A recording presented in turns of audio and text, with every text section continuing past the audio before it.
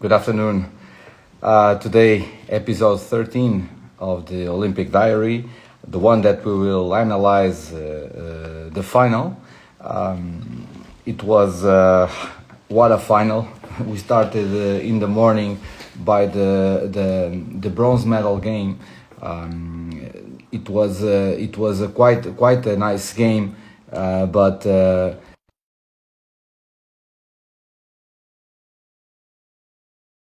the final. With me, it will be Martin that will be here analyzing this final. Please feel free to. Hi, Martin. Good Hello. afternoon. Uh, How are you? Very good. I'm Yes. I'm happy about the final. I think it was great to see, and every time I love when we make some good things for our handball, and Yeah. this final, the spectators, it's crazy what they can do in front of Full it. arena, right? Yeah, and there was a lot of things. Stina Oftedal. Yeah. It was very deserved that she could get this win. I think it's Yeah. if one person have to win this Olympic final and get the gold medal, it was Stina Oftedal. She really deserved it. Yeah. She played amazingly today. And She that's the fact. She is a I would say she is the goat in women handball. She is the greatest of all time. She's in the final. She go in and she's not just a very great playmaker. She make the right decision all the time in this game. She also make the right decision about when to shoot, and effectivity was on highest level today. And I think she it, was a plus. I I think about, agree. yeah, Uh, if you look individually, both teams have amazing players. Of course, we can say that. Um Maybe if you just change the playmaker from one side to the other, maybe the goal could go to the other side because she can think the yeah. game so precisely. But He understands where to hurt the opponent, how to hurt the opponent. Even when the game was hot on that final, that when France tried to put the result closer, she was okay. Let's do this. Let's take it easy. She reacted very good to that 4-2 defense of France. Okay, but let's go by parts. that was uh, totally ready.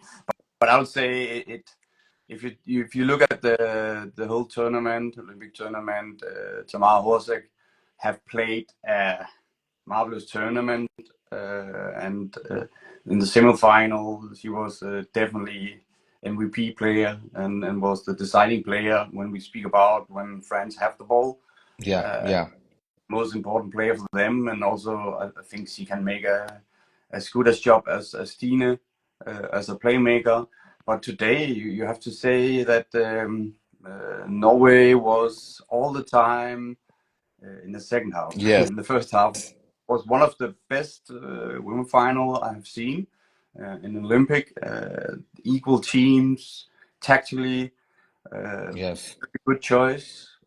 And then we come to the second half where my friend and the legend Krumbolz was not the normal Krumbolz. He was not making the normal things what he always do. He is very ready with the team timeout. He's ready with the changing, and it was like the first 10 minutes. It was a shock for him too, because Minko have played very good minutes in this tournament also, but today. exactly game in the first 10 minutes in second half, yeah, she had a bad day. And if you have a bad day and an important player and don't do anything, I think of course Norway is winning. Yeah, And we've spoken a lot also last time about 7 against 6, and also that didn't come from France today because there wasn't shock. But I don't want to say France lose, because it was definitely Norway who have the best decision today.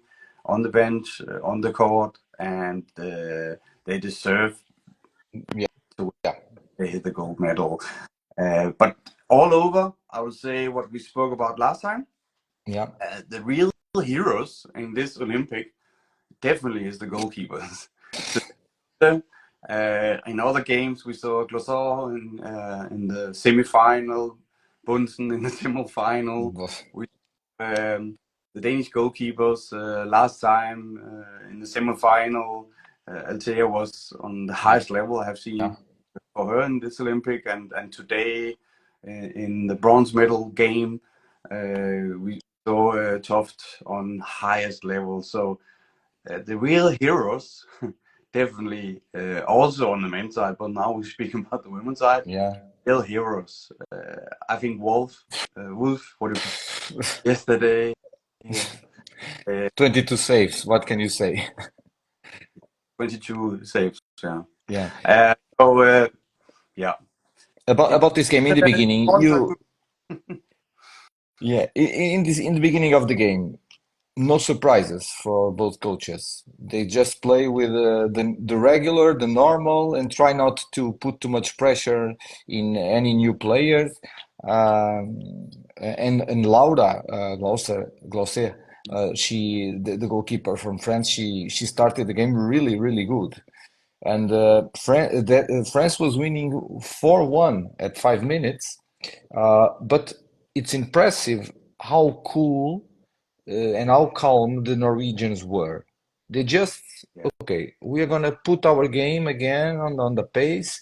Um, one thing that I personally, as a coach, for me, I don't like too much to do is that cross substitution that Nora Mørk was doing on the first half. She needed to run a lot to go out, and France hurt a little bit on that side. I don't know what's your opinion as a coach. Do you like to do those cross substitutions? think exactly Nora is the best in the world to do that because she get a lot of intention and know exactly attention to get 9 meters and so on. If she see there's some difficulties in the attack and she has to change, she go in and get the 9 meters, and she's very cool and very smart. And there's not much mistake about changing for her. So I think she is one of them who can do it. But normally you lose situation when you make the long change. Yeah, We also see it, I would say, after her injury. She was out for a long time, and then she played in the Champions League for Esbjerg. And I think in that game it was not so easy for her to get the timing about running out and in again. And it was in that game to see how important it is with this timing. Today, in the start, they get some goals, but it was also because of Glossar. She was on very high level. Lunde also, but yeah, today again, yeah. Also, the goalkeepers have something to say in the start. But there was three chances, so there was no stress from Norway, and then yeah, they know they have Lunde in the goal and calm down. You know, if you have earned the goal like today, you can calm down and you can make a defense normally. They can't shoot from 9 or 10 meters because you take it with a small block, so you can stand together. And the wing players from France today, especially on the right side, if they have 2-3 meters, they don't take the yeah, chance because they're actually afraid of yeah, Lunded. So, yeah. And uh, the so goalkeeper, shit. and I put here some notes. But in the first 6 minutes, Lunde stopped 4 shots. That's what kept Norway inside the game. But if you look at the numbers, in the end, she made 12 saves. It's not an impressive number. But it's, 12 saves, it's normal for her. yeah, But for me, the big difference between a good goalkeeper and a regular goalkeeper is that the good goalkeeper does these 12 saves when you really need them. yeah, Of course, you always need a defense, but on those times of the game that France tried to push in, you have Lunde there. and she stopped a lot of balls. In the beginning of the game, France was trying to reach a lot the pivot. They were trying to connect with Fopa a lot. She played also an amazing tournament, right? But if you have the best line player in the world, it will also be strange not to use her. And of course, even then, even though that Norway knew that they're going to play against Papa, who is the world best, I think, and they try to come around her. They tried everything. She gets the ball. She get 2 minutes Yeah, for mark start and so on. And especially when they was in front with 6 against 5, yeah, uh, they play her very well. This double pass, and yeah, she was in the game. But as I say, we can speak about first half. yes, Marvelous, perfect handball team, make tactical, a lot of good things, and on the right spot and right time. But then the second yeah, half, just one, and some of the things was that Norway closed down for par, yeah, uh, and yeah, and France have problem in finding solutions, and it was uh, it was totally stressed, and that's why I say they really need Combols today. yeah, Uh, but he was also totally stressed as the girls on the court, and yeah. of course it's Olympic final, On the and 55th minute, he puts the on the timeout before.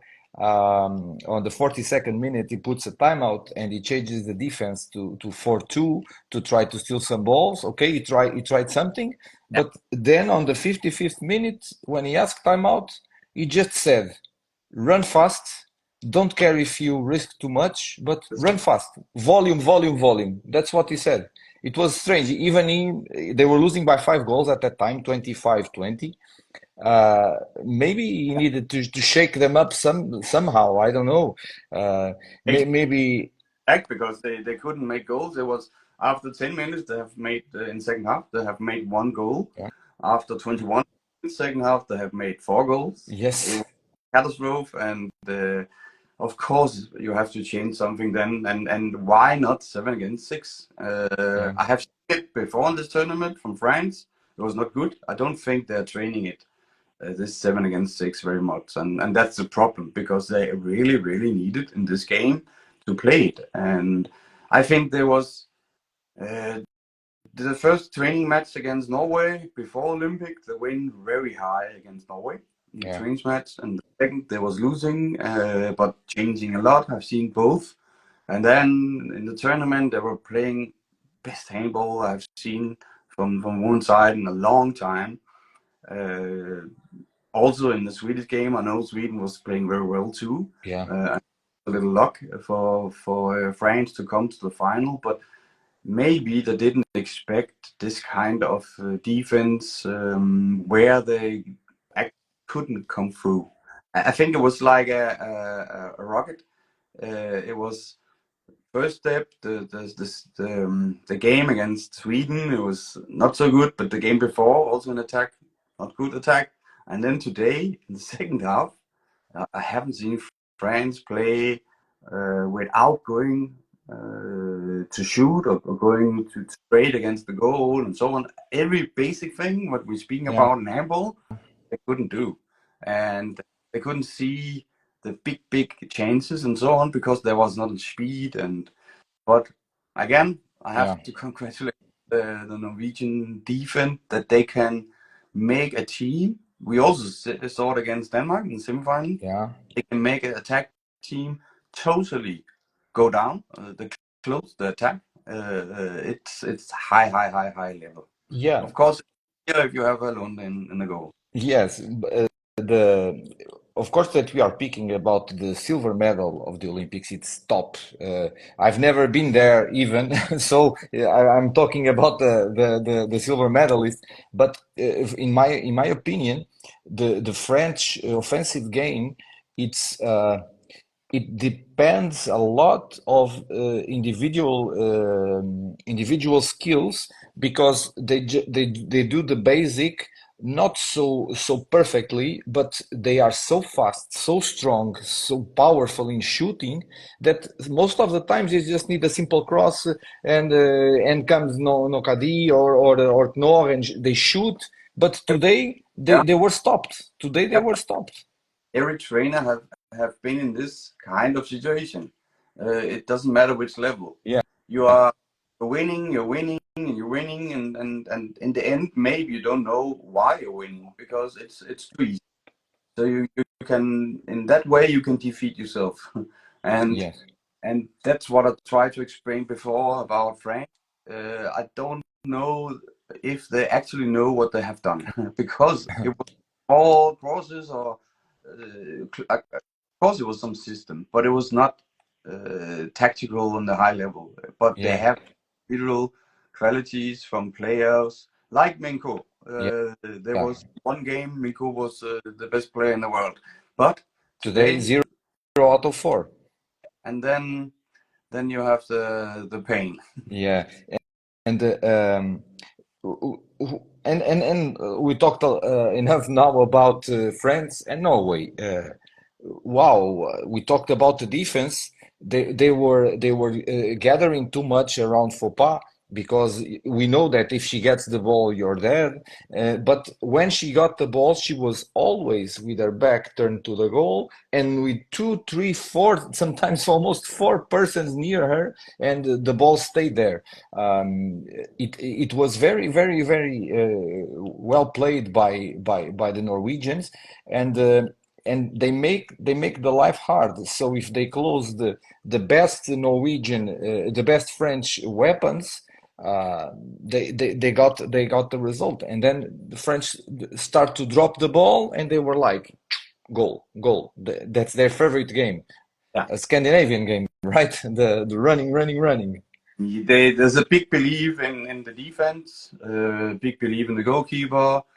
It was not a running game today, I think. It No, was no, no, no, no. because it was too easy for Norway to make the goal in the attack, and for them they didn't have to run because there can be some mistakes if you run in the highest level speed, and there could come some mistake. The technical, yeah, you see France, they make some mistakes today in attack where they couldn't find each other and shooting the ball on the legs or foot of each other and so on. It was unprovocated. Yes. Uh, so for Norway, they could. I think it was a little bit cruise control that we've spoken about before for Yeah. Norway. I don't think that Norway. I think that the last Stine of that was making the last goal, yeah, and I think that was very important for Norway. There was a Yeah. period up and down, and then she made this last goal and two plus to the and Norway. Of course, they are nervous. This is Olympic final, but this Yeah. two, I think that was very important for them. And on the other side, I think they have spoken about this situation in the end or something because they're coming out in the second half as another team without this fire. You see it in the eyes. Yeah. Are fire are the totally maniacs for winning and so on. That you see on the Norwegian team. Of course, the last game, I expected that. Nervosity, fire. Noah, every time. Lunde, Yeah. every time. You actually Yeah. see that Lunde is standing and shouting totally at Yes. Ofteday because he was not making friend. Uh, the level and the spirit was great to see Yeah. from Norway. The final can make that coming to the Norwegian team. But on the other side, France, it was locked down, it was closed in the second half from the coach, from the players, and then, yeah, you have no chance. Of course not. Yeah. You have to play very good also in the second half against Norway to have a chance to make a game. There was no game in last. Yeah. And this 27,000, the Norwegian coach made a statement before the game started. It was very curious. He Yeah. said, "Yes, we are happy to be here. We are here for the party. Yeah. And it's 27,000 people here, so 26,000 is French and 1,000 Norwegian, and but those 26,000, they have two things. When they sing the national anthem, they put you on the clouds. But if something starts to not go so good, like it happened second half, when the crowd gets quiet, it looks like you can hear the flies. It's very, very hard for the players to not to disappoint the home ground. I think mentally that's a big thing that you mentioned, and what you said before, it was perfect. It looked like the players, the coach, the staff, everybody was blacked out. And this is more than handball, because of course they know how to play, of course the coach knows what to do, but sometimes in these situations it's much more than handball. That's But why a lot of teams already have in the staff someone to work they this. couldn't handle it. After the semifinal, there was an interview with Toublanc in the Danish television, and she say it's crazy to have this audience. It's you feel that they really want us to win, but it's actually the energy what's come from the this expectations. They make so much energy that it's actually difficult to handle. Yeah, to hold our focus, to not Yeah, get and so on, because the energy is so high. And I think that was a good explanation about why they were playing like they was playing against Sweden. Totally stressed and lucky in the end. In the normal game, they was very lucky to come to the final. So I think this it can be you can fly on wings if everything is okay, yeah, and fans can make you fly through. But it could also be a mental thing, and we have also seen this in that World Championship. The team actually have some problems to play without the nervosity and to play with flow and so on, because a little bit stress, because everybody will expect you to do well, and yeah, this expectation is difficult. But it's yeah, yeah, hand yeah. more It's than it's football, yeah. It's a man. yeah. You don't resume only about the 40-20 inside the court. Let's just now open some questions, if there's some questions from our viewers, while Yeah, we analyze the final standing. So Norway, France, Denmark, Sweden, yeah, Netherlands. I stop here because I think these five teams are actually the teams that can change places between them. huge Um, price, yeah. yeah, yeah, in the future they can change places, and you can see the fifth going second or first, the first going second or third. And when I analyze the statistics of this Olympics, there are these five teams and the others. Statistically talking, we have this. Do you think you can have one of these five teams champion in November in the Mm, European? yeah. There will be a lot of change in Norway. We know about Stine Oftedal, but there will come more players who want to change. They are very good in this changing system about young players coming in and so on, and when they are speaking a lot with each other about okay, when do you want to change? Then I have to find the coach have to find Yeah, on high level. We have to know that I've played against Norway second team, the B team, yeah, uh, 2 years ago, and at that time I will calculate there was around number 6 in the world. Have a high standard in the second team yeah, with players with experience who help the young ones yeah, do better. Novak is a good example, who is coming now on the right back position on a high level. We have goalkeepers. Unfortunately, she go to ACL yeah, 1 year, and we have to wait for her, the number 3, but there's number 4 and 5 and so on.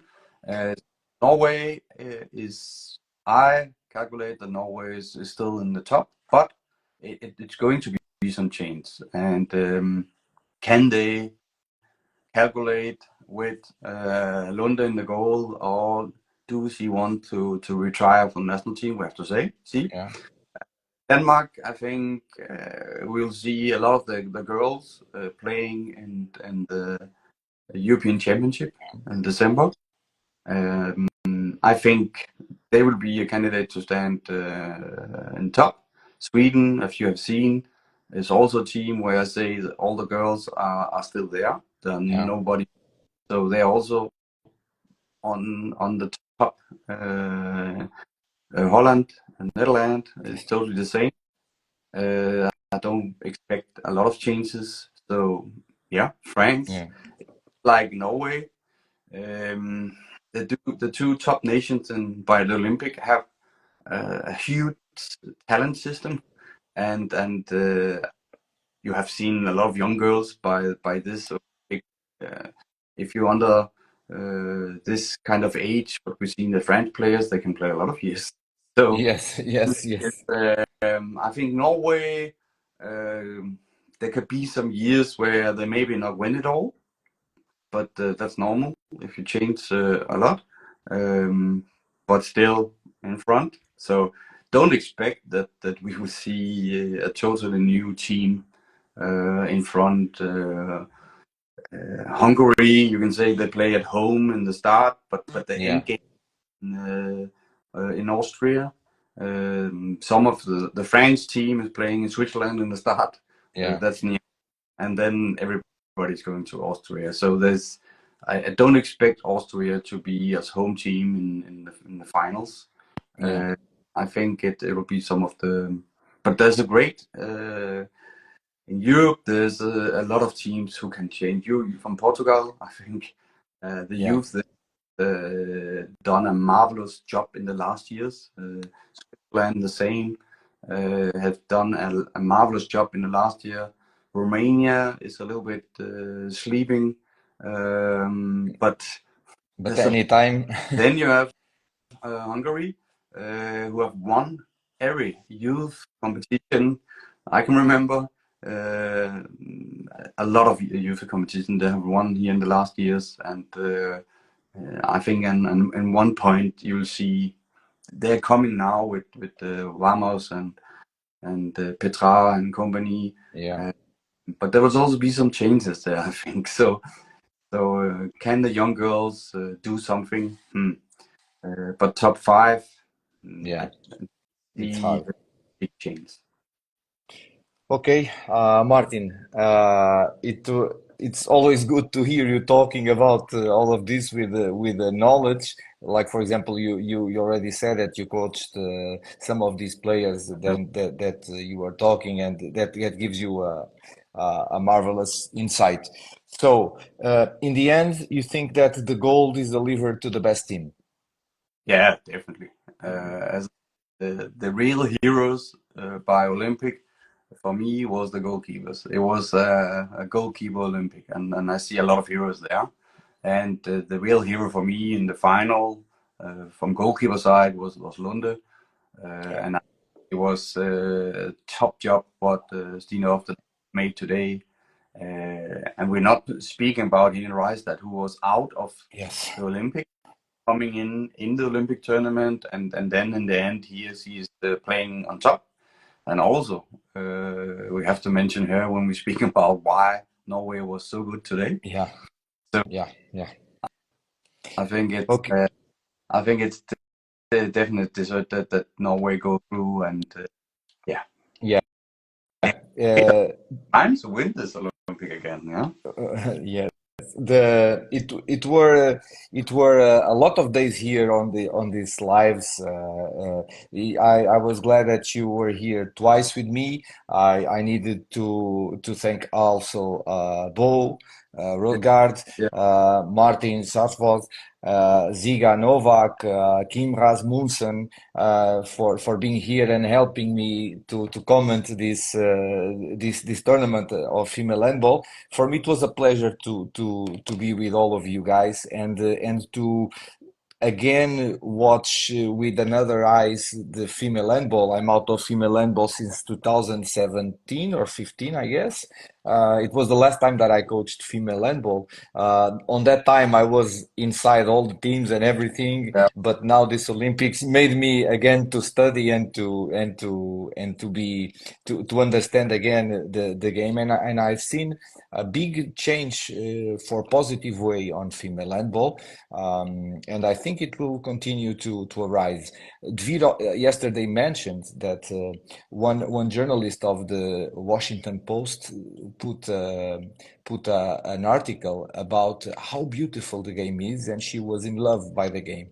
And I think that we could pass that in the female tournament, in the male tournament, like you said. And these crowds are crazy, right? 27,000 people every time. I think it's not possible in many countries. we hope that the fans are coming to it. Of course, a lot of fans will come there and make the holiday from Europe. But I also hope that we can make some great thing for USA and bring handball to the next level in USA. That will be for everybody. It will be fantastic that USA can come through with a team, a good team for the World Championship and so on. I think they're working hard, definitely. They're working hard to make something USA, and that's I will follow that. I think everybody loves handball, and can we bring handball to Brazil? Can we bring handball to USA? Can we bring handball and so on all over the world? Yeah, India, make some great things with handball in India. There is some interest, so I yeah, think handball great future if more people is watching it are watching it because everybody who I speak with who have seen handball for the first time in television and so on, they actually think it's a great game to follow. Also, if you don't know the rules and so on, because there's a lot of magic going on. So I hope for the future that that we can bring handball all around the world. yeah. It would be great, even for International Handball Yeah. Federation, to understand that the handball is not just in No, Europe, and if you close it in Europe, it's not very smart. And I think if they open wide, Asia has a lot. I've been there, as you know, lately these last 2 years, and they are crazy about yeah, handball. India started, Australia took on was on the last Asian Games. You are watching Iran start to grow a little bit too. Japan, Korea, of course, the two big countries on Asia. But I think it's good that we globalize the sport. So it's more opportunities for the players, for sponsors, for growing the sport. I think it will be great. So, Martin, thank you very, very, very much again for this double participation. For me, it was a very big honor to meet you and to talk to you about handball. And yeah, I hope that I will see you soon, maybe in the Euro. You will be there watching the games live? definitely. Yeah, okay. So thank you very much. This reel will be available offline if you want to watch it again. Please follow and share. Martin, once again, thank you very much. Bye bye. Bye bye. Thank you.